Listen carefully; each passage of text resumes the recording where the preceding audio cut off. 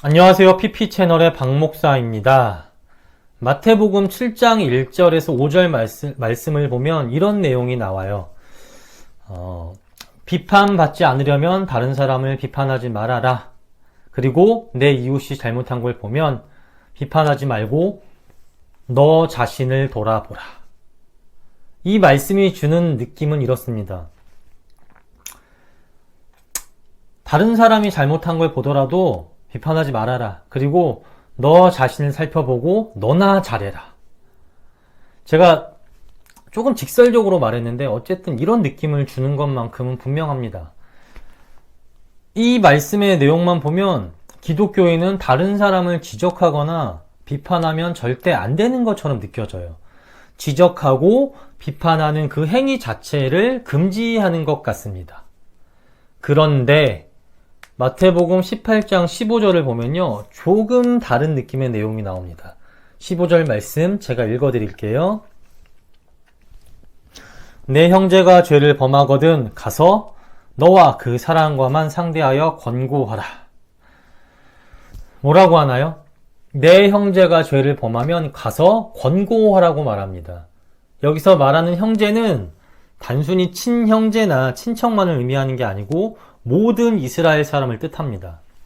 그리고 권고하라는 말은 가서 죄를 보여주어라, 즉 죄를 말해주라는 뜻입니다.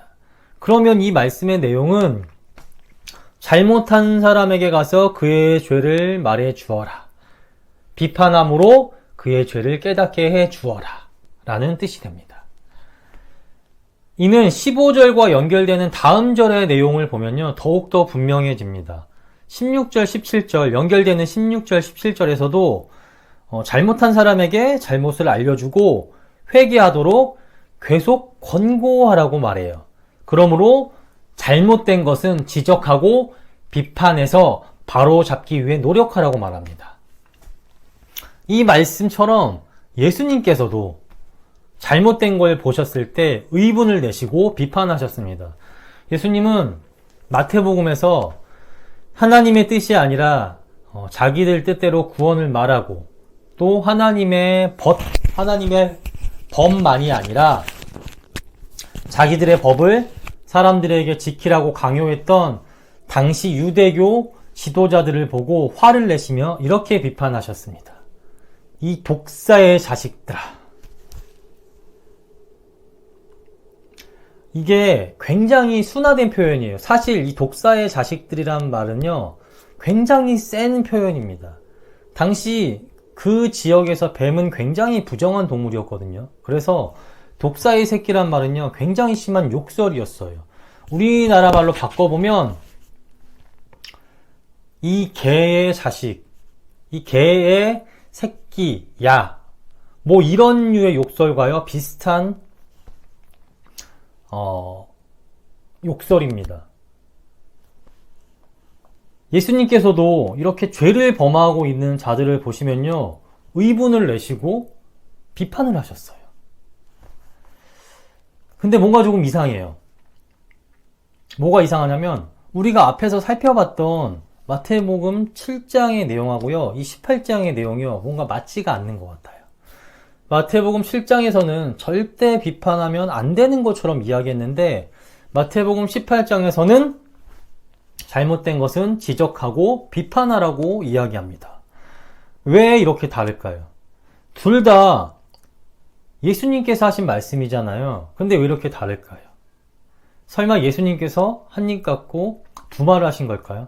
예전에는 절대 비판하지 말라고 했는데 살아보니까 그게 아닌 것 같아서 예수님께서 이제 말을 바꾸셔서 이제 잘못된 것은 지적하고 비판하라고 말씀하셨을까요? 물론 이는 당연히 아닙니다. 근데 왜 이렇게 두 말씀이 다를까? 네, 그 이유는요, 두 말씀이 가지고 있는 상황적인 차이 때문입니다. 마태복음 7장하고요, 마태복음 18장은요, 상황적인 차이가 있습니다. 먼저 마태복음 7장은 자기도 똑같은 죄와 잘못을 하면서도, 아니 이보다 더 큰 잘못을 하고 있으면서 남을 비판하는 경우를 말합니다. 제가 마태복음 7장 5절 말씀 읽어드릴게요. 외식하는 자여, 먼저 내 눈 속에서 들보를 빼어라. 그 후에야 밝히 보고 형제의 눈 속에서 티를 빼리라. 5절에 보면 외식하는 자라는 말이 나오는데 이는 위선자란 뜻입니다. 위선이 뭡니까? 근데 실제로는 그렇지 않은데 겉으로 그런 척 하는 것을 뜻해요. 그러면 이 5절의 말씀은 실제로는 그렇지 않은데, 실제로는 거룩하지 않은데 거룩한 척 하는 사람들에게 예수님께서 다른 사람 잘못을 비판하기 전에 먼저 너부터 살펴보라고 말씀하십니다. 너도 똑같은 사람일 수 있으니, 아니 너는 더한 놈일 수 있으니 다른 사람 함부로 비판하지 말고 너 자신부터 돌아보라는 뜻을 가지고 있어요. 자기도 똑같은 잘못을 하면서, 아니 더 심한 잘못을 하면서 다른 사람의 아주 작은 실수나 잘못을 비판하는 걸 보면요 되게 어이가 없죠. 이런 경우들을 보고 우리는요 이렇게 말합니다. 내로남불이다. 또는 똥 묻은 개가 겨묻은 개 나무란다. 그러면 비판을 받은 상대방이 뭐라고 하겠습니까? 아, 너나 잘해. 지는 더하면서. 뭐 이런 식으로 도리어 비판하지 않겠습니까? 그래서 2절에서는 이렇게 말하는 거예요. 너희가 비판하는 그 비판으로 너희가 비판을 받을 것이요. 그리고 또 마태복음 7장 2절에 보면 너희가 헤아리는 그 헤아림으로 너희가 헤아림을 받을 것이요 라는 말씀이 나옵니다. 이 말씀은 악의적으로 네 멋대로 생각해서 다른 사람을 비판하지 말고 올바른 판단을 하라는 뜻을 내포해요. 그러니까 정확한 상황을 알아보지 않고 남의 얘기만 듣고 다른 사람 비판하는 것, 그리고 잘 알지도 못하면서 겉으로 보이는 모습만 보고 또 내 마음속으로 짐작해서 다른 사람을 비판하는 것, 다른 사람의 작은 잘못을 확대해서 비판하는 것, 그리고 시기와 질투와 미움 등으로 인해서 실제와는 다르게, 사실과는 다르게 비판하는 것, 이런 모든 것들이요 다 여기에 포함이 됩니다. 비판이라는 것은요 내 마음속에서 다른 사람을 헤아리고 판단해서 나오는 거예요. 상대방을 내 마음에서 심판하고 평가해서 나오는 것이고, 그러므로 그 사람을 향한요 내 마음의 상태를 보여주는 겁니다. 그렇기 때문에 이 비판은 함부로 악의적으로 하면 안 돼요. 또 이런 식으로 남을 비판하면 본인도요 그렇게 똑같이 비판을 당하게 됩니다.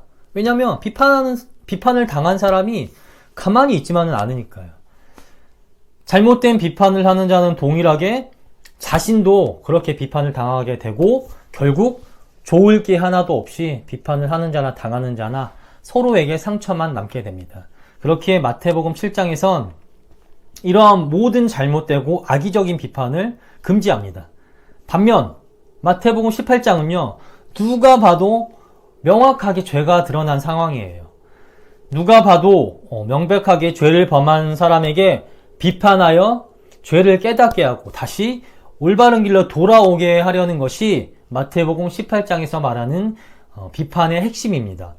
제가 18장 15절 말씀 읽어드릴게요.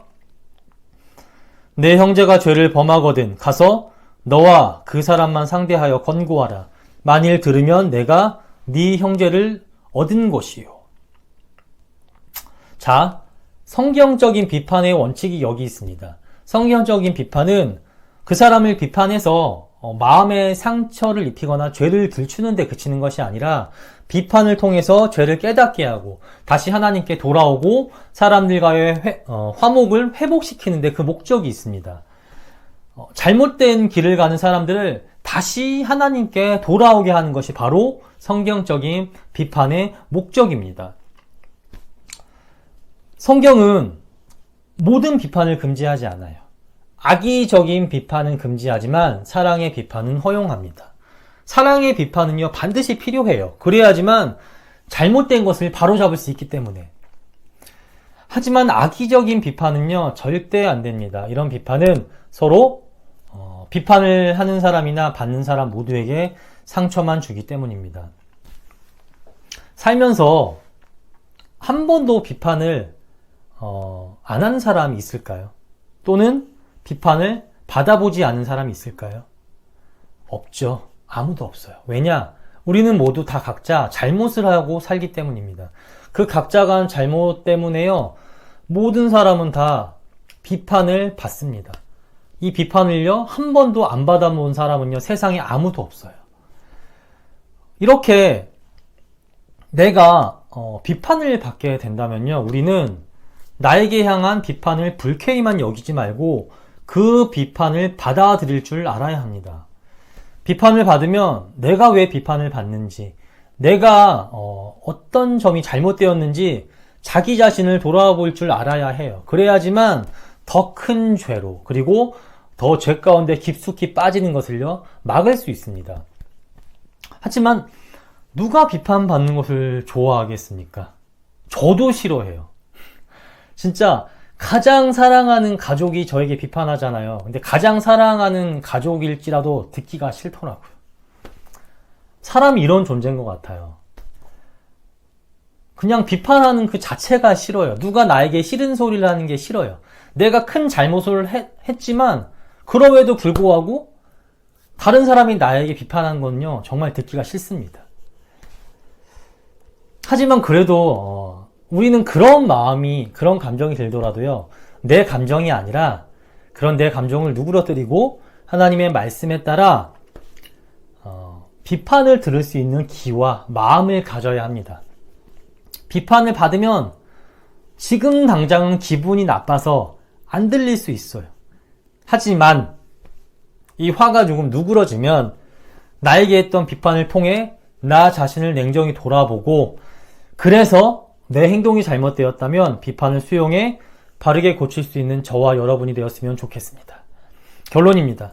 성경은 모든 비판을 금지하지 않습니다. 악의적인 비판은 금지하지만 사랑의 비판은 허용합니다.